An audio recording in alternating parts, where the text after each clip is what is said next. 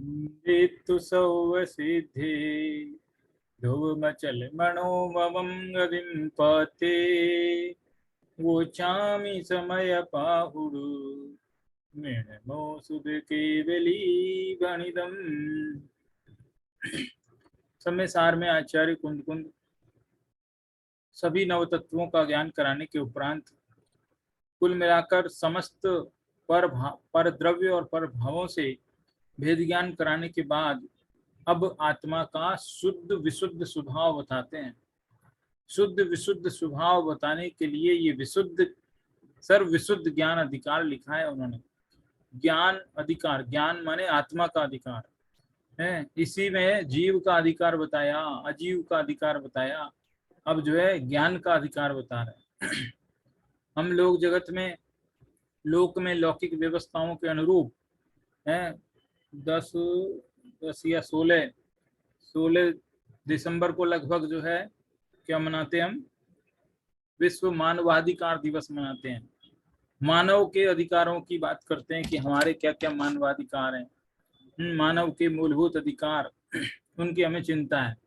लेकिन जैन शास्त्र कहते हैं कि तुम अकेले मानव की क्यों सोचते हो, यहाँ तो प्राणी मात्र की चिंता है, प्राणी मात्र के अधिकारों की बात है, जीव मात्र के अधिकारों की बात है, इसलिए जीवाधिकार। देखो हालांकि ऐसी कोई बात नहीं है, ऐसी कोई बात नहीं, लेकिन नाम की साम्यता है इधर। जीवाधिकार, जीव मात्र के अधिकार की बात। जगत में मेरा क्या अधिकार है, यहाँ आचार्य कुंद कुंद कह रहे हैं कि तुम्हारा परद्रव्य में कुछ अधिकार नहीं है। परद्रव्य के क्षेत्र में तुम प्रविष्ट नहीं हो सकते, रह नहीं सकते, उसको अपना मानना करना वो तो बड़ी दूर की बात है। प्रत्येक द्रव्य अपनी सीमा में सीमित है, वही उसकी सर्वोच्च सुंदरता है। तीसरी गाथा में कहा था कि सबवत्थ सुंदरो लोए, इस लोक में सबसे सुंदर तत्व इसलिए है क्योंकि वो एकत्व विभक्त तत्व है, ये कहा था। तो इस तरह से जगत में तो केवल मानवों की चिंता है, पशु पक्षियों को तो कोई जीव मानने ही तैयार नहीं है, ऐसी भी स्थिति है। कई बार विदेशों में कुछ धर्म ऐसे भी हैं जो पशुओं में आत्मा नहीं मानता। एक कांट नाम का जो है शिक्षा शास्त्री या दार्शनिक हुआ है, कांट आपने नाम सुना होगा, तो कांट है और भी कई हैं। तो वो लोग कहते हैं पशुओं में तो कोई जीव होता ही नहीं है, आत्मा होती ही नहीं है। जिनमें पशु पक्षियों में आत्मा नहीं होती, ऐसा जिसने मान लिया वो तो क्या कर सकता है, कितनी हिंसा कर सकता है, उसका क्या। तो कहने का अर्थ यह है कि यहाँ तो प्राणी मात्र में जीव है, ये बात जो है हमको जैन शास्त्र बतलाते हैं। हर आत्मा, चाहे वो पशु पक्षी की आत्मा हो, चाहे मनुष्य की आत्मा हो, चाहे देवों की आत्मा हो, चाहे नारकी की आत्मा हो, सभी आत्माएं समान है, सभी आत्माएं ज्ञान स्वरूपी है, सभी आत्माएं सर्व विशुद्ध हैं, सर्व विशुद्ध ज्ञान अधिकार। सभी आत्माएं कर्ता भोक्ता नहीं है नारकी। हम देखो पढ़ाते हैं ना, तो कहते हैं नारकी नरकों में परस्पर एक दूसरे को दुख देते हैं। दुख देते हैं क्या? दुख नहीं, दुख दुख क्या देंगे, वो कर्ता भोक्ता है ही नहीं। तो ये अकर्ता अभोक्ता तत्व जो ज्ञायक भगवान आत्मा है, उसकी चर्चा चल रही है इस सर्वसुद्ध ज्ञान अधिकार में। ठीक है, यहाँ तक हमने 308 से 311 तक की गाथाएं पढ़ी। और उन गाथाओं में जो है बताया गया कि जीव अपने ही परिणामों का करता है, अजीव अपने ही परिणामों का करता है।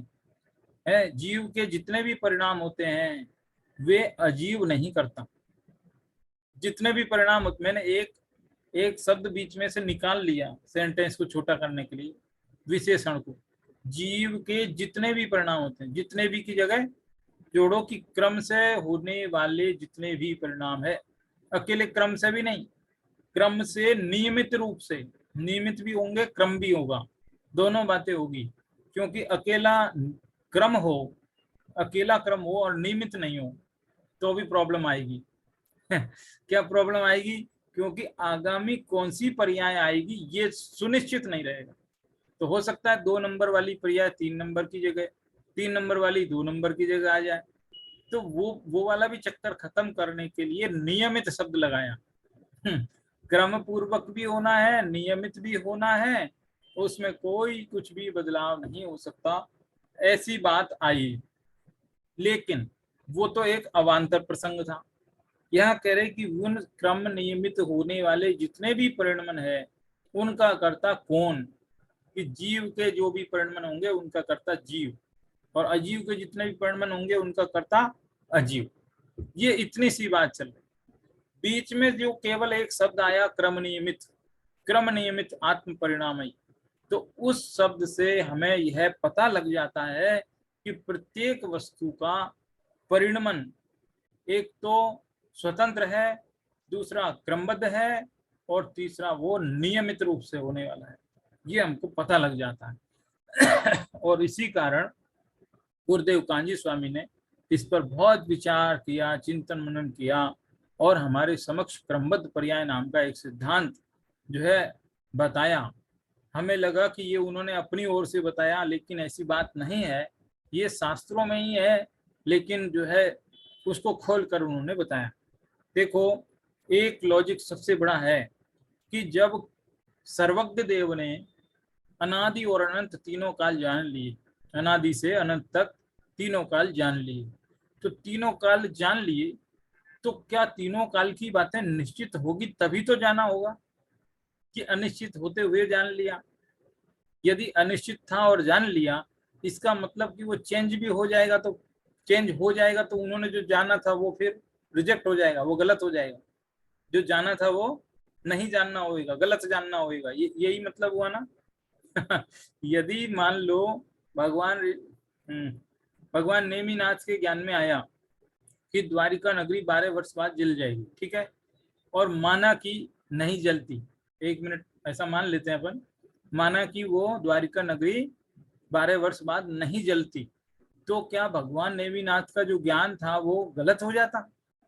हो सकता था क्या?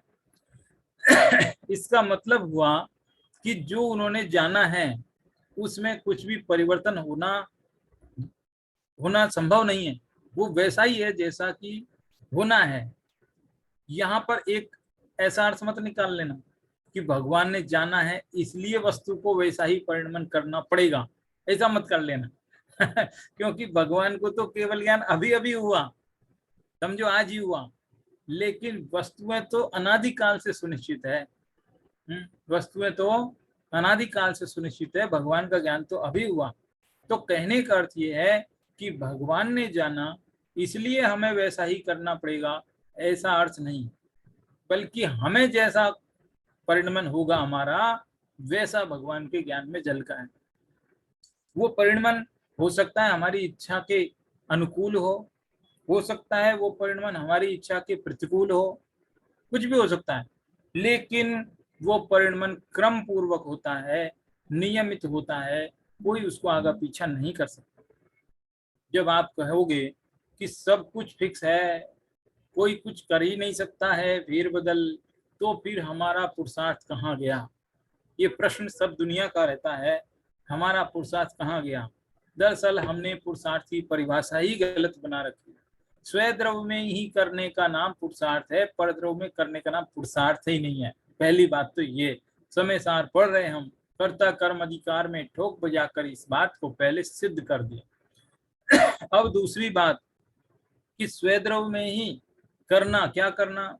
वो भी बुद्धिपूर्वक कुछ नहीं करना है, स्वयं होगा, जो होगा वो भी स्वयं ही होगा, उसे सहज स्वीकार करना, पर द्रव्य को जानते देखते हुए भी उससे प्रभावित नहीं होना, राग द्वेष रूप नहीं होना, यही सबसे बड़ा पुरुषार्थ। जो लोग पुरुषार्थहीन हैं वो क्या करते हैं? वस्तुओं को जानते हैं और जानते ही तत्काल राग द्वेष रूप हो जाते हैं, ये उनकी कमजोरी है, ये पुरुषार्थहीनता है। पुरुषार्थ वो है कि जानते भी रहो और प्रभावित भी मत हो, वो सबसे बड़ा पुरुषार्थ। केवली भगवान कौन सा पुरुषार्थ करते हैं कि वो 3 लोग 3 काल जानते हुए भी उससे प्रभावित नहीं होते। बहुत सारी चीजें लुभाने वाली उनको ज्ञान में, बहुत सारी चीजें लुभाने वाली, आकर्षित करने वाली हमारे लिए वो उनके ज्ञान में झलकती हैं, लेकिन फिर भी वे उनसे प्रभावित नहीं होते, है ना, नहीं होते। और बहुत सारे डरावने डरावने सिंह है, सिंह, जंगली जानवर, हिंसक, भयंकर, ऐसे ऐसे सांप, बड़े बड़े अजगर, वो सब केवल ज्ञान में दिखाई देते हैं, लेकिन फिर भी उनको द्वेष नहीं होता, भय नहीं लगता है, जुगुप्सा नहीं होती।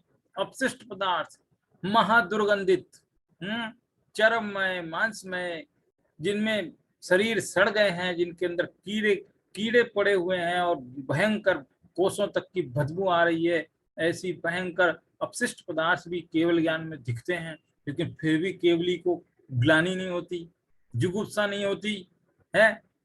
मतलब ये सब कैसी विचित्र बात। इसका मतलब है कि वे सब वस्तुएं ज्ञान में झलकने पर भी केवली अप्रभावित है, यही उनका सबसे बड़ा पुरुषार्थ है।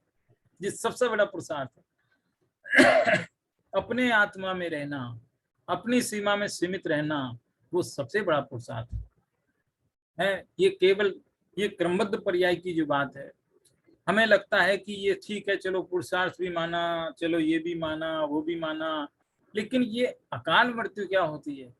यदि अकाल मृत्यु होती है तो इसका मतलब क्रमबद्ध पर्याय कहाँ रही? लेकिन यहाँ कहते हैं कि अकाल मृत्यु तो हमारी नजर से देखने पर लगती है, केवली की नजर से देखेंगे तो वो अकाल मृत्यु नहीं, स्वकाल में ही मृत्यु है, क्योंकि हमने अपनी गणित अलग बना रखी है। हमें लगता है कि ऐसा के बाद ऐसा ही होगा, ऐसे के बाद ऐसा ही होगा। एक हमारी गणित है। हमारी क्या गणित है, जरा वो देख लीजिए। एक घड़ा है, उस घड़े में पानी भरा है, 10 लीटर पानी भरा है। एक घड़े में 10 लीटर पानी भरा है। घड़े में एक बहुत छोटा सा छेद है, बहुत छोटा सा छेद है, ठीक है। उस छेद में से एक एक बूंद करके पानी गिरता है, और इतनी स्पीड से गिरता है कि एक घंटे में 1 लीटर पानी कम हो जाता है घड़े में। घड़े में 1 मिनट में, तो सॉरी 1 घंटे में 1 लीटर पानी कम हो जाता है, इतनी स्पीड से एक एक बूंद बूंद करके पानी गिर रहा है। घड़े में 10 लीटर पानी है। अब हमसे कोई पूछे या गणितज्ञ से पूछे कि बताओ ये घड़ा कब खाली होगा, कौन कोई पूछे कि घड़ा कब खाली होगा, तो हम झटपट कह देंगे कि घड़ा तो 10 घंटे बाद खाली होगा, क्योंकि 10 लीटर पानी है, 1 घंटे की रफ्तार से पानी गिरता है, तो 10 घंटे में खाली होगा। ये हमारी आपकी मान्यता है। लेकिन केवल ज्ञानी से पूछा जाए कि ये घड़ा कब खाली होगा, तो वो कहेंगे 5 घंटे बाद। क्यों? क्योंकि उनके ज्ञान में झलका है कि कोई बालक खेलते खेलते इधर आएगा, उसकी बॉल इस घड़े को लगेगी, उससे घड़ा फूट जाएगा, सारा पानी फैल जाएगा, घड़ा खाली हो जाएगा। तो वो केवली के हिसाब से देखें तो घड़ा पहले ही ये सुनिश्चित है कि वो 5 घंटे बाद खाली होना है। ये जो हमने पहले से माना है कि घड़ा 10 घंटे में खाली होगा, वो हमारी मान्यता गलत है। इसलिए हम भले ही कहते रहे कि ये अकाल मृत्यु है, अकाल मृत्यु है, लेकिन देखा जाए तो वो स्वकाल मृत्यु है। केवली के ज्ञान में पहले ही पता है कि फला फला व्यक्ति का फला फला निमित्त से फला फला समय, फला फला देश काल में, और इस प्रकार से उसका मरण होगा। तो ये जो अकाल मृत्यु है, ये सब भी स्वकाल में ही होती है, अकाल में नहीं होती। मान लीजिए किसी ने कोई अपराध किया, किसी ने अपराध किया, उसको सजा मिली, सजा मिली तो साहब जज ने सजा सुना दी कि 10 साल की जेल करो, 10 साल की जेल कर दो, कि 10 साल तक जेल में पड़ा रहेगा। अब वो आदमी बड़ा घबराया, मैं कब छूटूंगा, कब छूटूंगा, मेरा क्या होएगा, मैं कब जेल से बाहर आऊंगा। तो लोगों ने कहा देखो घबराओ मत, अपने मन को समझाओ, 10 साल की बात है, 10 साल बाद तुम मुक्त हो जाओगे। 10 साल बाद वकील से पूछेंगे तो भी 10 साल, दुनिया से पूछेंगे तो भी 10 साल है, सब 10 साल बोलेंगे। लेकिन कोई अवधि ज्ञानी, कोई केवल ज्ञानी से पूछेंगे तो हो सकता है वो ये भी कह देवे कि 5 साल बाद तुम जेल के बाहर होंगे। क्यों? क्योंकि 5 साल बाद राजा के घर में पुत्र जन्म होगा। उस पुत्र जन्म की खुशी में राजा सभी कैदियों को छोड़ देगा, उन कैदियों में एक तुम भी छूट जाओगे। तो ऐसा भी तो हो सकता है। तो इसी तरह से बहुत सारी मान्यताएं ऐसी होती है जो हम पहले से मान के बैठे, लेकिन वो ऐसा जरूरी नहीं है ना। जरूरी थोड़ी है। तो इसलिए क्रमबद्ध पर्याय के विषय में जितने भी प्रश्न होते हैं, कौन कौन से मुख्य प्रश्न होते हैं? देखो, एक तो अकाल मृत्यु का प्रश्न होता है, एक पुरुषार्थ का प्रश्न होता है, ये बहुत सारे कुछ प्रश्न हैं। ये प्रश्न होते हैं, इन सभी प्रश्नों के बहुत ही अच्छे उत्तर जो हैं वो किताब में है। वो किताब मैंने आपकी ग्रुप में भेजी थी, आप वो देखना। उसमें सेकंड पार्ट, मतलब सेकंड हाफ वाला जो पोर्शन है, उसमें प्रश्नोत्तर ही है। लोगों के प्रश्न, एक एक प्रश्न इकट्ठे किए, उनके उत्तर बनाए हैं, सब बराबर रखे हैं। तो क्रमबद्ध पर्याय की बात भी पिछली गाथाओं में आती है। पिछली गाथाओं का निष्कर्ष, अब क्रमबद्ध पर्याय को थोड़ा बाहर रख देते हैं, क्योंकि अब वो तो एक अवान्तर प्रसंग था ना, हमारा मेन प्रसंग तो अलग ही है दूसरा, सर्वसुद्ध ज्ञान अधिकार में। तो अपन तो अपने मेन प्रसंग पे आते हैं, ठीक है। मेन प्रसंग ये था कि प्रत्येक द्रव्य का परिणमन का कर्ता वो द्रव्य स्वयं है, न कि दूसरा द्रव्य। जीव के अंदर जितने भी परिणमन होंगे उनका कर्ता अजीव नहीं हो सकता, जीव ही होगा। यही पढ़ रहे थे ना, ये था पिछली गाथा में। अब वो कह रहे हैं कि जीव की क्रियाओं का, जीव के परिणामों का, जीव के भावों का कर्ता जीव है, अजीव के परिणामों का कर्ता अजीव है, लेकिन फिर भी ये जीव को बंधन क्यों हो रहा है? ये जीव को बंधन क्यों हो रहा है? ये प्रश्न का उठा करके एक जो है कलश लिखा है आचार्य। इस प्रश्न को उठाकर एक कलश लिखा है, 195 नंबर का कलश, वो अपन पढ़ेंगे। अकर्ता जीवोऽयं स्थित इति विशुद्ध स्वरसत स्फुरज्योतिर्भिः भुवना भोग भवन तथाप्यस्यासौ देह किल बंध प्रकृतिभिः खल्वज्ञानस्य स्फुरित महिमा सोऽपि गहन। शिखरणी छंद है। कह रहे अकर्ता जीवोयम, जीव तो अकर्ता है और विशुद्ध स्वरस्थ, अपने सुविशुद्ध ज्ञान में ही वो रहता है।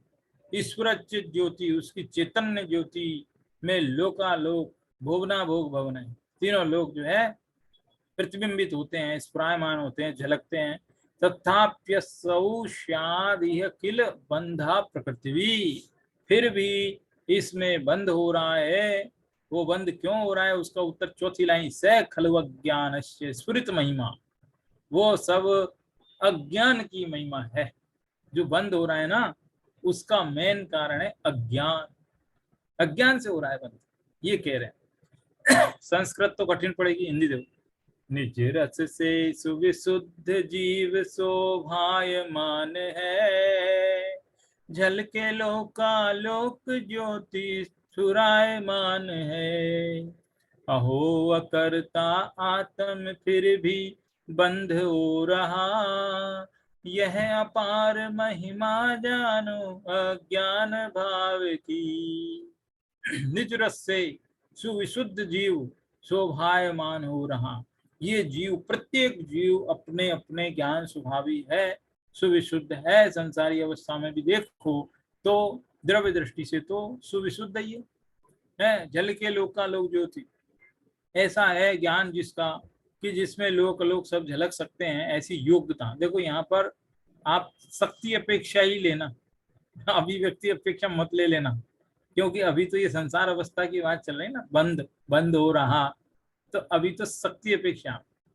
बीज में वृक्ष है, लेकिन है कि नहीं है? यदि बीज में वृक्ष है तो दिखता क्यों नहीं है? कहाँ है वो? छोटा सा तो बीज है, इतना बड़ा वृक्ष इसमें कैसे आएगा? हमको तो नहीं दिख रहा है। है नहीं ना? और नहीं है तो फिर उसमें से निकलता कैसे, कैसे पनपता है? पनपता है इसका मतलब कहीं तो छुपा है। और छुपा है तो दिखता नहीं है। तो इसका मतलब है बीज में जो वृक्ष है वो शक्ति की अपेक्षा है। बीज के अंदर एक ऐसी शक्ति है जो वृक्ष बन सकती है, अभी है नहीं, बन सकती।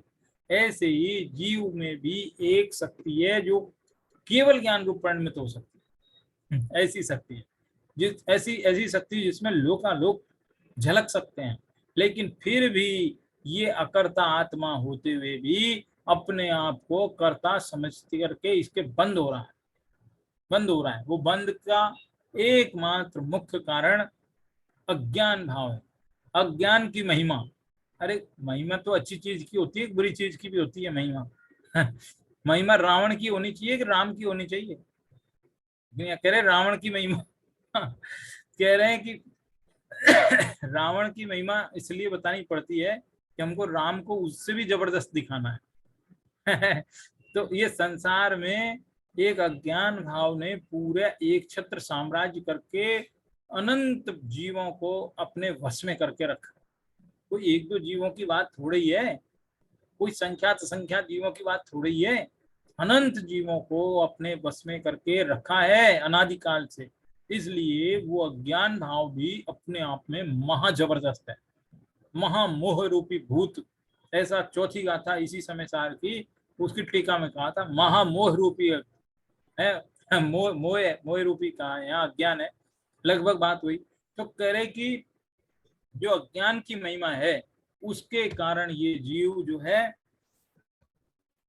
क्या हो रहा है, उसको बंद हो रहा है। क्या अज्ञान है उसके? अज्ञान ये है कि ये है तो अकर्ता, लेकिन फिर भी अपने आप को कर्ता मान बैठा है, ये उसका ज्ञान है। इसलिए ही उसके बंद हो रहा है। यानी बंद का जो असली कारण है, मूल कारण है, वो अज्ञान भाव है। ये पंडित बनारसी दास जी जो अनुवाद कर रहे हैं वो भी जरा अपन देख लेते हैं। वो क्या कहते हैं? नीच निहारत स्वभाव यही आत्म को, आत्मिक धर्म धर्म अतीत अनागत वर्तमान का सोई जीव संसार अवस्था मही कर्म को कर सोदी से लिए भरम उपासना। यह महामोह को पसार, यह मिथ्याचार, यह भो विकार, यह विभार वासना।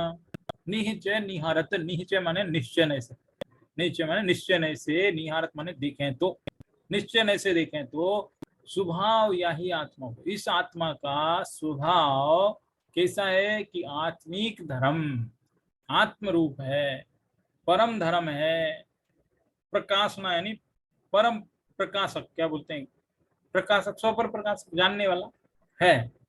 अतीत अनागत, अतीत माने भूतकाल, अनागत माने भविष्यकाल, वर्तमान यानी वर्तमान काल है। इन तीनों को केवल स्वरूप गुण लोकालोक भाषणा, ये सभी पर्याय किसकी? लोकालोक की समस्त पर्याय जिसके ज्ञान में झलक सकती हैं। ऐसा सोई जीव यानी वह जीव संसार अवस्था माही, संसार अवस्था में कर्म को करता, कर्म को करता। सो दिसे लिए ब्रह्म उपासना, और इसीलिए वो जो है क्या है, ब्रह्म में है, भ्रम है उससे, है।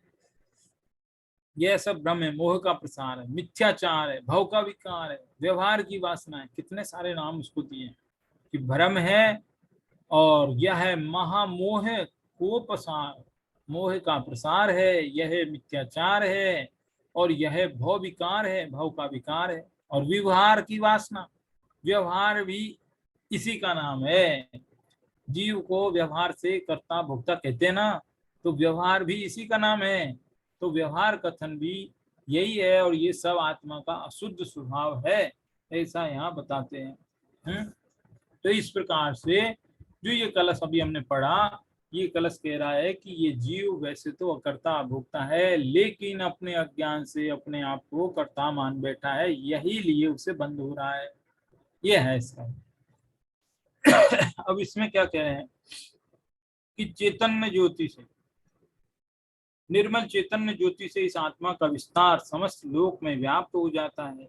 भगवान आत्मा तीन लोक तीन काल में जितने भी अनंतानंत द्रव्य गुण पर्याय हैं, उन समस्त को क्षण भर में जानने की शक्ति वाला सर्वज्ञ स्वभावी तो है, परंतु लोकालोक की किसी वस्तु में किंचित भी फेर फार कर सके ऐसी योग्यता आत्मा में नहीं है, ऐसी योग्यता आत्मा में नहीं।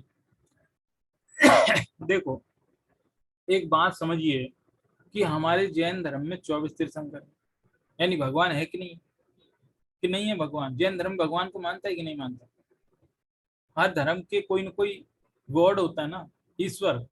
जैसे किसी के यहाँ मुस्लिम के जैसे अल्लाह है। और वो इनके ये क्रिश्चियन के वो यीशु भगवान, कौन यीशु क्या है वो है, कुछ तो है। सबके ईश्वर होते हैं ना। तो क्या जैन धर्म में भी ईश्वर है कि नहीं? कोई कोई भगवान होता है कि नहीं होता है? लेकिन फिर भी मैं आपको आश्चर्य की बात बताऊं कि जो एनसीईआरटी है दिल्ली में है, राष्ट्रीय शैक्षिक अनुसंधान एवं प्रशिक्षण परिषद, एनसीईआरटी है, जिसकी सीबीएसई के स्कूल्स में जो किताब चलती है कोर्स में, तो उस संस्था की जो किताबें छपी है कोर्स की, 6वीं 7वीं 8वीं 9वीं में जो एसएसटी की बुक होती है, उसमें एक पार्ट होता है धर्म का। तो उसमें जैन धर्म बौद्ध धर्म के बारे में थोड़ी जानकारी रहती है। उस पाठ में ऐसा मिस्टेकली छापा है उन्होंने, मतलब मिस्टेकली या जैसा भी, मतलब ऐसा छापा है कि जैन धर्म में तो ईश्वर ही नहीं होता है। आप देखो, इंग्लिश में लिखी है वो किताब, सीबीएसई की है, मतलब सीबीएसई बोर्ड में चलती है वो किताब। और शायद मेरे ख्याल में कक्षा 7 की है एसएसटी की अंग्रेजी में किताब। उसमें वो पाठ है, उसमें लिखा है कि जैन धर्म में ईश्वर ही नहीं है, जैन धर्म ईश्वर को नहीं मानता। ऐसा आपको बड़ा आश्चर्य लगेगा। उसके पीछे उनका यही सोचना है कि अरे जैनों का भगवान कुछ करता धरता तो है ही नहीं, कुछ नहीं, कुछ कुछ कर, जो करे नहीं तो काय का भगवान? फिर तो है ही नहीं, भगवान ही नहीं है, खत्म। उन्होंने भगवान मानने से इनकार कर दिया। मतलब सारी दुनिया को लगे जब कुछ करेगा ही तो ही भगवान माने, अब करते ही नहीं तो भगवान कैसे माने? तो भगवान जब कुछ करता धरता है, यहाँ कह रहे हैं ना, समस्त लोग को जान सकता है लेकिन फेर फार किंचित भी नहीं कर सकता। जब हमारे, अच्छा किसी विपदा पड़ती है जैन लोगों पर विपदा पड़ती है, तो जैन लोग क्या है कि अपने जैन मंदिर में तो जाएंगे नहीं, और किसी ने कहा वो फला पीर बाबा के या फला बाबा के कहीं कहीं जाओ तुम, है, और वहां जाकर के तुम्हारी मनोकामना पूरी हो जाएगी। क्योंकि तुम्हारे जैनी भगवान तो सुनते नहीं है, वो तो रागी द्वेषी है नहीं, वो तो बीतरागी है, तुम कुछ नहीं करेंगे। तो अब वो लोग भी भटकते हैं। लोग लोग देखो, होना करना अपने ही कर्मों का है, लेकिन लोगों के दिमाग में ऐसी जो है मिथ्या भ्रांति बैठी, मतलब भगवान होते हुए भी उस भगवान की सत्ता ही नकार दी कि नहीं है भगवान। सोचो, मोटी मोटी सी बात है, जैन धर्म में 24 तीर्थंकर हैं, क्या वो भगवान नहीं है? लेकिन वो एनसीईआरटी की किताब कहती है कि जैन धर्म भगवान को ही नहीं मानता। लो गजब हो गई, ऐसी स्थिति है ये जगत में, ऐसी ही स्थिति है, बड़ी विचित्र स्थिति है। चलो, ये जो कलश हुआ, इस कलश के आगे की जो है गाथाएं पढ़ते हैं अब, है। कहाँ गया? आगे की जो गाथाएं हैं 311 तक तो हो गई अपनी, और उसके आगे की 2 गाथाएं हैं, ये बहुत सरल संक्षिप्त है और ज्यादा इनमें विश्लेषण नहीं है, अभी हो जाएगी पूरी। छेदादुपयडी अट्ठ छेदादु छेदादुपयडी अट्ठ उपजयी विणसई पयडी विचे यट्ठम उपजयी विणसई एवं बंधो दोन्नम पीयन्नोन्न पच्चया हवे अपणोपयडीये यह संसारो तेण जायते। ये 312 और 313 नंबर की 2 गाथाएं। चेदा यानी आत्मा, आत्मा पैडी अठ प्रकृति के निमित्त से, आत्मा प्रकृति के निमित्त से, अठ माने प्रकृति के अर्थ, अर्थ माने प्रयोजन, निमित्त प्रकृति के निमित्त से। प्रकृति माने सांख्य दर्शन वाली प्रकृति, कुछ कुछ वही अर्थ, वो भी कर्म ही कहते हैं, है। तो वैसे यहाँ पर कर्म प्रकृति लेना, तो आत्मा कर्म प्रकृतियों के निमित्त से उपजयी उत्पन्न होता है, विनश्यति विनश्ता है। आत्मा आत्मा उत्पन्न विनष्ट होता है क्या? आत्मा ये अनादि अनंत है, आत्मा अनादि अनंत है, आत्मा का उत्पन्न विनाश तो होता नहीं है। लेकिन संसार अवस्था में जो उत्पन्न विनाश होता है है, संसार अवस्था में तो होता है। कहते हैं ना कि तुम्हारा जन्म कब हुआ, ये मर गया, ये जीव मर गया, तो जो लोक व्यवहार है वैसा। यानी कि और भी सारे उपजना विनशना, जन्म और मरण और उसके बीच के सारे भी काम, सारी घटनाएं वो भी ले लेना साथ में। तो ये सारी बातें किससे, पैडी अट्ठम यानी प्रकृति के निमित्त से, कर्म प्रकृति के नियम निमित्त से होती है। पैडी विचयठम, और चेय अट्ठम यानी चेय मन आत्मा, और अट्ठ मन उसके निमित्त से, आत्मा के निमित्त से प्रकृति भी उत्पन्न होती है और विनष्ट होती है। नहीं समझ में आई बात? आत्मा के निमित्त से प्रकृति उत्पन्न होती है, विनष्ट होती है, और प्रकृति के निमित्त से आत्मा उत्पन्न होता है, विनष्ट होता है।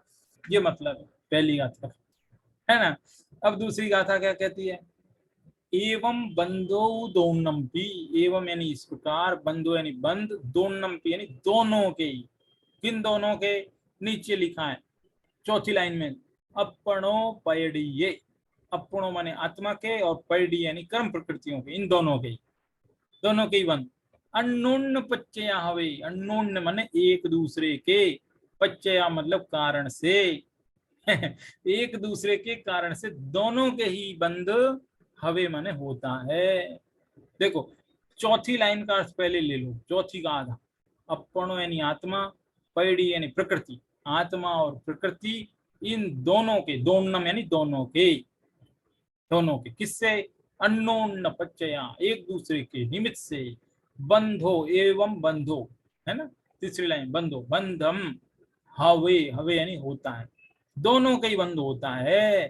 तेण, चौथी लाइन पर आ जाओ, तेण संसारो जायते, तेण मतलब इसलिए संसार हो रहा है, संसार चल रहा है।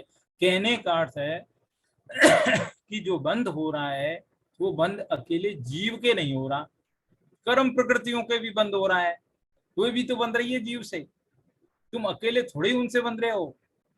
देखो सोचने का तरीका, अभी तक हम बोल रहे हैं हमको कर्मों ने, अरे हमने भी तो कर्मों को बांध रखा है, हमको कर्मों ने बांधा है कर, और हमने कर्मों को बांधा।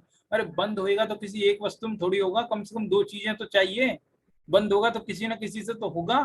तो दो वस्तुएं परस्पर बंधी है तो दोनों के दोनों ही पराधीन हो गई है, वे हमारे पराधीन, हम उनसे पराधीन, दोनों ही पराधीन हो गई है। अब आपको ये ताज्जुब लगेगा कि कर्म भी बंद गए हैं, कर्म बंद गए तो उनको क्या सजा मिली, कैसे बंद गए, क्या हो गया है ना, तो वो भी करेंगे देखो चर्चा। उत्पन्न होता नष्ट होता जीव प्रकृति निमित्त से, उत्पन्न होती नष्ट होती प्रकृति जीव निमित्त से, यो परस्पर निमित्त से हो बंध जीवरु कर्म का, बस इस तरह ही उभय से संसार की उत्पत्ति हो। हिंदी वाला में जो बात ऊपर कही थी वो हिंदी वाले में कही है सेम टू सेम। तो कहने का भाव ये है कि जीव और कर्म दोनों के दोनों ही एक दूसरे से बंध गए हैं और एक दूसरे के निमित्त से बंध गए हैं। ठीक है, अब इन गाथाओं में क्या है, समझने की बात यह है कि दोनों ही इसलिए बनते को, बंधना क्या, कर्म प्रकृति बंध गई, इसका मतलब क्या, भाई कर्म तो पुद्गल है, पुद्गल तो पुद्गल ही रहा होगा ना, बंध गया तो क्या हो गया कि वो हो ही गया कि अभी तक देखो आपने कुछ शब्द सुने होंगे, वो शब्द का भाव बताता, कार्बन वर्गणा, ये तो सुना है आपने, कार्बन वर्गणा, कार्बन वर्गणा अलग होती है और कर्म अलग होते हैं। वैसे तो एक दूसरे की जगह एक शब्द यही बोलते हैं अपन, पर्यायवाची के रूप में यूज करते हैं, कुछ फर्क हमको नहीं मालूम है इसमें, लेकिन क्या फर्क है वो आज बताता हूँ। जो कार्बन वर्गणाएं होती है ना, वो बंधने के पहले की अवस्था, जो तीन लोक में ठसाठस भरी हुई है ना, वो कार्बन वर्गणाएं भरी है, और वे जब बंध जाती है किसी जीव के साथ में तब उनको बोलते हैं बंध, कर्म बंध, कर्म बन जाते हैं वो और जब वो कर्म अपना फल देकर के वापस छूट करके संसार में आ जाती है लोक में, तो वापस वे कार्बन वर्गणा हो जाती है। तो कार्बन वर्गणाएं होती हैं स्वतंत्र और कर्म होते हैं परतंत्र, ये फर्क है। कर्म इसलिए परतंत्र है कि वो जीव के साथ बंध गए हैं, और कार्बन वर्गणा इसलिए स्वतंत्र है कि वो जीव के साथ नहीं बंधी है, वो लोक में भरी पड़ी है, ऐसा तो बंधने के पहले और फल देकर छूटने के बाद वे वापस कार्बन वर्गणाएं बन जाती है ना, और जब तक जीव के साथ रहती है तब तक वे कर्म कहलाती हैं। तो ये थोड़ा सा कर्म और कार्मण वर्गणा में थोड़ा सा फर्क है ना। ये पता ही नहीं होगा, बहुत लोगों को नहीं मालूम होगा ये। तो ये कार्मण वर्गणाएं भी जीव के साथ में बंधन में पड़ जाती हैं, ये भी बन जाती है। देखो ये जो टीका है आत्मख्याति की, वो ये कहती है कि अनादि से अपने और पर के निश्चित लक्षणों का ज्ञान नहीं होने से स्व और पर के एकत्व का अध्यास करने से कर्ता बनता है। न तो अपना लक्षण मालूम है, न परधर्म का लक्षण मालूम है। ठीक है, इसलिए स्व और पर दोनों में एकत्व, एक अपने का ही इसको भान हो रखा है। इसलिए ये कर्ता बनता हुआ आत्मा प्रकृति के निमित्त से उत्पत्ति और विनाश को प्राप्त होता है, और प्रकृति भी आत्मा के निमित्त से उत्पन्न और विनाश को प्राप्त होती है। कर्म प्रकृतियां आत्मा के परिणामों का निमित्त पाकर के जो है आत्मा से बन जाती है, और वे प्रकृतियां फल देकर के वापस कार्मण वर्गणाएं बन जाती हैं। तो इस प्रकार उनकी भी उत्पत्ति विनाश होता रहता है, और जीव का भी उत्पन्न विकास देख ही रहे हैं अपन है। जीव उत्पन्न होता है, मरता है, और संसार में जन्म के बाद और मरण के पहले तक के जीवन में जितने भी परिवर्तन देखते हैं, जितने भी लोगों के संपर्क में आएगा, जिस देश में जिस काल में रहेगा, आजीविका कमाएगा, क्या क्या परिस्थितियां बनेगी, कौन कौन सी घटनाएं उसके जीवन में होगी, कौन सा जीवन साथी मिलेगा, कैसा पुत्र मिलेगा, ये सब बातें ये सब कर्म के निमित्त से होती रहती हैं, कर्म के निमित्त से होती रहती है। ये जो आज की गाथा है ना, ये आज की गाथा क्या कहना क्या चाहती है वो समझ लो आप। ये गाथा ये कहना चाहती है कि वो निमित्त है, कर्ता नहीं है, ये कहना चाहती है। आएगी ये बात, लेकिन मैं पहले बता देता हूँ ताकि आपको जल्दी समझ में आए। इतनी देर से बात कह तो रहे, लेकिन मैं एडवांस ही बता देता हूँ कहना क्या है। कहना ये है कि इस जगत में जो भी ये, जैसे एक मिनट समझो, आपने पिछली गाथा में क्या पढ़ा था कि जीव के जितने भी क्रम नियमित होने वाले जो परिणाम है उनका कर्ता अजीव नहीं जीव है, ये पढ़ा था ना। तो यहाँ ये कह रहे हैं कि जब भी आपको शास्त्रों के अंदर भी ये कहने को मिले कि ये कर्म की वजह से जीव को ऐसा हो गया, पर क्योंकि जीव यहाँ तो अभी कह रहे हैं कि जीव का कर्ता जीव है पिछली गाथाओं में, और यहाँ कह रहे हैं कि आप शास्त्र में भी लिखा देखोगे तो फिर कंफ्यूजन मत आना। कभी कभी शास्त्र में लिखा होगा कि ये मोहिनीय कर्म की वजह से जीव बेचारा मिथ्या दृष्टि, तो मिथ्या दृष्टि किसकी अवस्था है? जीव की। तो कर्ता कौन, जीव होगा कि कर्म होगा? जीव होगा। लेकिन शास्त्र में लिखा है कर्म की वजह से। समझ रहे हैं आप क्या कहने का मतलब? जीव मिथ्या दृष्टि है, मिथ्या तो जीव की एक अवस्था है, और जीव की अवस्था का कर्ता जीव ही होगा, अजीव नहीं हो सकता। लेकिन फिर भी शास्त्र में लिखा है कि वो मोहिनीय कर्म के कारण है। मोहिनीय तो अजीव है, पुद्गल। तो वो क्या चक्कर है, वो इसका उत्तर है आज की ये दो गाथाओं। ये दो गाथा कह रही है कि घबराना मत, शास्त्र में लिखा मिले उसको निमित्त का कथन मान लेना।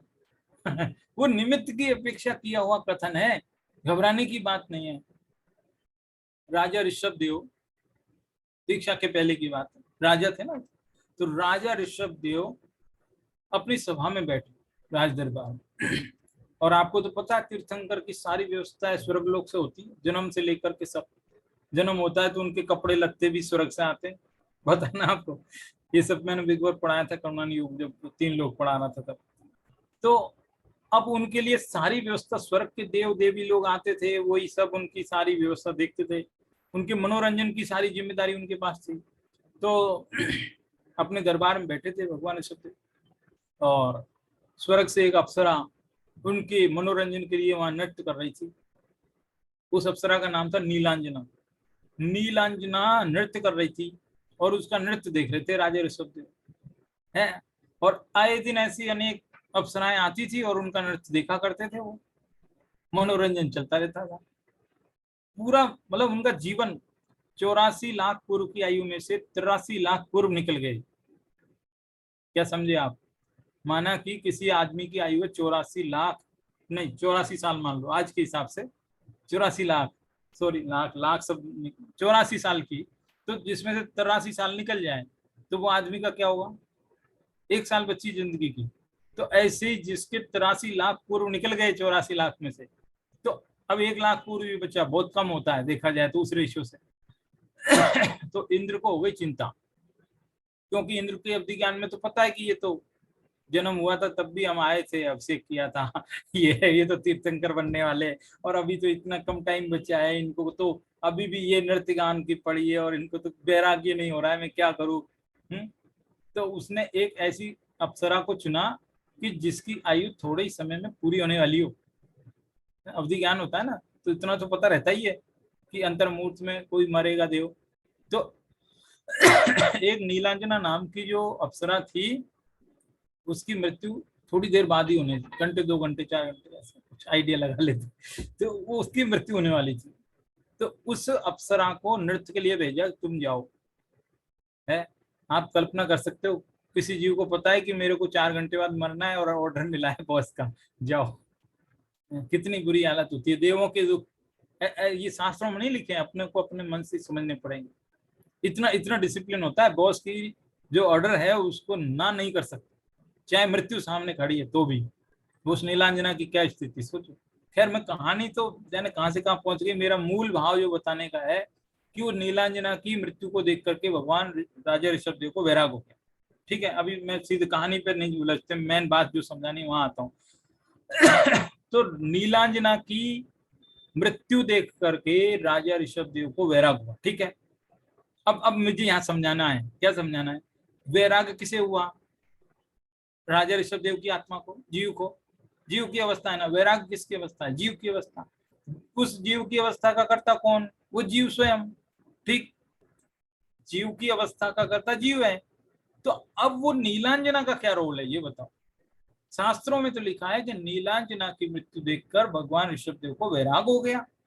इसका मतलब नीलांजना परद्रव हुई और आत्मा को वैराग हो गया। परद्रव के कारण आत्मा को वैराग हो सकता है क्या? और यदि हो सकता है, 1 मिनट मान लेते हैं, यदि हो सकता है, तो ऐसी मृत्यु तो हम आए दिन खूब देखते हैं, हमें क्यों नहीं हो रहा वैराग? समझ में आई बात? यदि परद्रव से ही वैराग होता, नीलांजना की मृत्यु देखने से वैराग होता, तो आए दिन हम बहुत मृत्यु देख रहे हैं, हम सबको भी वैराग होना चाहिए, लेकिन नहीं हो रहा। किसी तीर्थंकर ने सफेद बाल देखा, वैराग हो गया, हमारे कितने भी सफेद हो जाए हमें वैराग ही नहीं हो रहा। इसका मतलब परद्रव जीव की क्रिया का कर्ता नहीं है। जीव के अंदर जो वैराग रूप परिणमन हुआ, वो जीव स्वयं उसका करता है। परद्रव तो सिर्फ निमित्त है। वो निमित्त किसी के लिए काम कर जाता है, किसी के लिए काम नहीं करता है, इसलिए वो परद्रव है। समझने की बात है ये। मैं कितना समझा पाया पता नहीं, लेकिन भाव समझना आप कि जितने भी जो है परिणमन, जीव का जीव है, अजीव का जीव है। थोड़ी सी क्या है कि बात समझ में आ रही नहीं आ रही पता नहीं। अभी तो समय तेजी से हो रहा है, लेकिन इस गाथा में जरा 1-2 बातें और भी मेरे को बतानी है, जो मैं कोशिश कर लेता हूँ बता, थोड़ा 5 मिनट और सही। देखो, ये तो हुई अपने आत्म ख्याति की बात। अब जैसे आचार्य जो कह रहे हैं वो और देख लो आप। जैसे आचार्य बता रहे हैं कि स्वस्थ भाव से च्युत हुआ आत्मा कर्मोदय को निमित्त मानकर विभाव भाव रूप से परिणित होता है।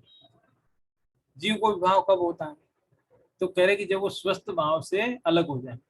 स्वस्थ माने स्वयं में स्थित। अपन बोलते हैं स्वस्थ। स्वस्थ कौन होता है?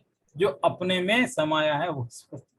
तो कह रहे कि जो स्वस्थ भाव में नहीं है, यानी अपनी आत्मा में नहीं है, उसी जीव के ऊपर कर्मोदय निमित्त बनता है।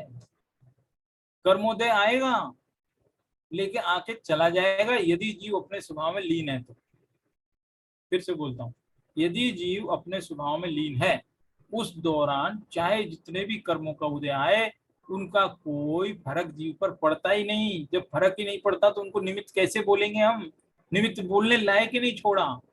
निमित्त तो जब बोलेंगे कि जब जीव स्वभाव में था नहीं, कोई जीव स्वभाव में था नहीं, ठीक है, उस वक्त कर्म का उदय आया, उस उदय के साथ जीव लिप्त हो गया, इसलिए उनको निमित्त कहने में आता है। समझ में आई? कर्म निमित्त तभी बनेगा जब जीव स्वभाव में नहीं है। यदि जीव स्वभाव में है तो वो तो निमित्त भी नहीं बन सकता। ऐसे नहीं समझ में आई? उदाहरण देता हूँ, उदाहरण से समझ में आएगी। ये हिंदू धर्म का उदाहरण है कि जो भगवान शिव शंकर मानते हैं क्या, तो शिव शंकर जी से किसी ज्योतिषी ने कहा कि भाई, आप बोले जी आपकी कुंडली में कोई शनि की 7.5 लगने वाली है। शनि की 7.5 लगेगी, 7.5 साल तक चलेगी, कि क्या होगा इससे? अरे बहुत, आपके जो है इष्ट का वियोग और अनिष्ट का संयोग और ये वो और सब, मतलब आपके स्त्री पुत्र सब का विच्छो हो जाएगा, ये हो जाएगा, वो हो जाएगा। ठीक है, 7.5 की बात है ना, 7.5 साल की, ठीक है। 7.5 साल तक मैं ध्यान में बैठ जाता हूँ, देखता हूँ क्या है। 7.5 साल तक वो एक साथ समाधि में डूब गए, आंख भी नहीं खोली। 7.5 साल के बाद आंख खोली। तो करे इन 7.5 सालों में क्या हुआ, मुझे क्या लेना दे। समझ में आई बात। यानी कि इस 7.5 साल में उनके पार्वती जी का बिछोह हो गया, उधर कार्तिकेय गणेश और ये सब अलग अलग बिछुड़ गए, चले गए, आगे जो कुछ हो गया हो गया। और 7.5 साल तक उन्होंने आंखें ही नहीं खोली, तो क्या फर्क पड़ता है कि वो पास में रहे कि दूर रहे, क्या हुआ। तो इसी तरह से यदि जीव अपने स्वभाव में है, उस दौरान कर्म का कितना भी उदय आ जाए, कैसा भी उदय आ जाए, क्या फर्क पड़ता है। वो कह रहे कि यदि जीव स्वभाव से अलग है तो ही आत्मा कर्मोदय को निमित्त मानकर बनाकर विभाव भाव रूप से परिणमित होता है। वे स्वस्थ भाव से च्युत होने पर विशेष बल देते हैं। कौन? आचार्य जयसेन बल देते हैं कि जीव आत्म स्वभाव में नहीं है तो ही कर्म निमित्त बनेगा, वरना निमित्त तो कुछ बन ही नहीं की ताकत ही नहीं है उसकी। ऐसे देखो, समय तो तेजी से बढ़ रहा है लेकिन गाथा का भाव भी बताने की इच्छा है मेरी थोड़ी थोड़ी। तो कहने का मतलब यह है कि हमारे कर्मों का क्या उदय चल रहा है, क्या परिस्थिति बन रही है, हमारे संयोग है कि वियोग है कि अभाव है बाहर में क्या हो रहा है, उस सब को छोड़ो और स्वभाव को देखो। अभाव को नहीं, स्वभाव को देखो। जब हम बाहर में, अरे मेरे पास ये कमी है, ये कमी है, ये कमी है, काश ये और हो जाता, ये और हो जाता, तो हम दुखी बने रहें। उस अभाव को देखना बंद कर दो, स्वभाव में चले जाओ, सुखी हो जाएंगे। तो करे अभाव को नहीं, स्वभाव को देखो। बाहर में कर्मोदय विकार निमित्त इन सबको मत देखो। जैसे शिव जी ने 7.5 साल तक आंखें बंद कर ली ना, ऐसे कर लो बिल्कुल। ऐसा है। ठीक है, तो ये शुरू की 4 गाथा इस अधिकार की जो थी, उनमें तो जीव का कर्ता भाव बताया। और आज की 2 गाथा जो है वो ये कह रही है कि कहीं पर परद्रव को भी कर्ता बताया जाए तो घबराना मत, वो निमित्त का कथन है, ऐसा मान लेना। स्वभाव की रुचि और स्वभाव की ओर का झुकाव नहीं होने से ही अज्ञानी जीव कर्मोदय के प्रति झुकाव करके विकार रूप परिणमते हैं और विकार के कर्ता बनते हैं। इसीलिए वो बंद हो रहा है। इसके पहले वाला जो कलश पड़ा था, बंद हो रहा है। वो क्यों हो रहा है कि जब जीव अपने स्वभाव में नहीं, उस दौरान कर्म का उदय आया और उससे उससे उसके विकार हो गया, निमित्त से, मतलब उसके निमित्त से विकार हो, इसलिए उसके जो है बंद हो रहा है। एक है, कर्म कितना भी तीव्र क्यों ना उदय में आ जाए, लेकिन जीव यदि अपने स्वभाव में है तो उस दौरान वो बंद से बच जाए। ये है मुख्य बात। ये समय सारे बहुत गहन चर्चाएं, बहुत गहन और शुद्ध पेवर आत्मा की चर्चाएं हैं। शुद्ध खास आत्मा की बातें। जीव, अज्ञानी जीव स्वयं पर का या विकार का कर्ता बनकर स्वयं विकार भाव से उत्पन्न विनष्ट होता है। कर्म प्रकृतियों का उदय में निमित्त मात्र होता है, निमित्त मात्र होता है। विकार रूप से उत्पन्न विनष्ट होना अज्ञानी जीव का स्वयं का कार्य है। देखो, जीव उत्पन्न हुआ, विनाश हुआ, इसमें जीव करता है कि कर्म करता है? पिछली गाथाओं के अनुसार उत्तर दो आप। जीव उत्पन्न विनष्ट हुआ, ये जीव की अवस्था है, उसका कर्ता जीव ही होता है। लेकिन कह रहे कि प्रकृति के निमित्त से, इसका मतलब प्रकृति को जो कर्ता कहा जा रहा है वो उसका व्यवहार है, वो निमित्त है। और जो निमित्त है उसे कर्ता व्यवहार नहीं से कहते हैं, निश्चय नहीं से नहीं कहते। देखो, थोड़ा जल्दीबाजी है इसलिए मैं थोड़ा सा कम स्पष्ट कर पाया, लेकिन आप देखो एक चित्र और देख लो। ये चित्र, जैसे ये चित्र है, इस चित्र में क्या देख रहे हैं आप कि जैसे ये कमल है, कमल खिलता है, ठीक है, सूरज ने उसको खिलाया, खिलाया या वो निमित्त है? वो तो निमित्त है, तो निमित्त थोड़ी खिलाता है। लेकिन फिर भी जगत में यही कहते हैं निमित्त ने खिलाया। तो वो जो निमित्त को भी कर्ता व्यवहार नहीं से कहने में आता है, और व्यवहार झूठा है। इसलिए कुल मिलाकर निष्कर्ष निकला कि निमित्त कर्ता नहीं होता। कमल अपनी जगह है, सूर्य अपनी जगह है। कमल खिलता है तो वो अपनी योग्यता से खिलता है। यदि सूरज में खिलाने की ताकत है तो वो कमल के अलावा दूसरी चीजों को क्यों नहीं खिलाता है? कमल ही क्यों खिलता है? कमल ही खिलता है, इसका मतलब कमल के अंदर अपनी योग्यता है। तो ऐसे ही जीव उत्पन्न विनष्ट होता है, वो जीव की अपनी पर्याय है और उनका कर्ता वो जीव स्वयं है। कर्म तो सिर्फ कहने भर के हैं, कहने भर के हैं। ये यहाँ पर आ रही बात, समझ में आई बात? ऐसी विचित्र बात है यहाँ पर। ठीक है, तो इस तरह से मूल मूल बातें हो गई, मुख्य बातें तो हो गई गाथा की। ये थोड़ी बहुत बची होगी, फिर कभी चर्चा कर लेंगे, समय हो गया काफी इसलिए। ठीक है, तो आज की चर्चा को तो यहीं विराम देते हैं।